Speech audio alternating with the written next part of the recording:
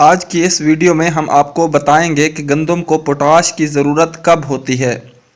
گندم کی صورتحال یہ ہے کہ گندم کو کم و بیش 40% پوٹاش شروع میں چاہیے ہوتی ہے شگوفہ سازی کے لیے، اور جبکہ 60% ضرورت ہوتی ہے گوب سے لے کر دانے کے پکنے تک۔ اہم نکتہ یہ ہے کہ شروع میں پوٹاش کم اور بعد میں دانہ بننے کے بعد زیادہ ضرورت ہوتی ہے۔ پوٹاش کی 1/3 مقدار بجائی کے وقت یا کم از کم پہلی آبپاشی کے وقت ڈال دی جائے۔ خاص طور پر بجائی کے وقت یا پہلی آبپاشی پر دانے دار یا پاؤڈر SOP 25 کلو والی بوری کم از کم ضرور ڈالنی چاہیے۔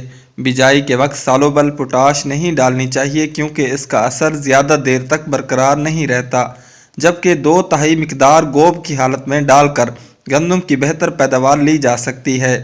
دانے کی بھرائی کے لیے پوٹاش انتہائی ضروری ہے۔ اگر پوٹاش نہیں ڈالتے تو بظاہر تو دانے کا ڈھیر اتنا ہی ہوتا ہے، لیکن گندم کا وزن کم ہو جاتا ہے۔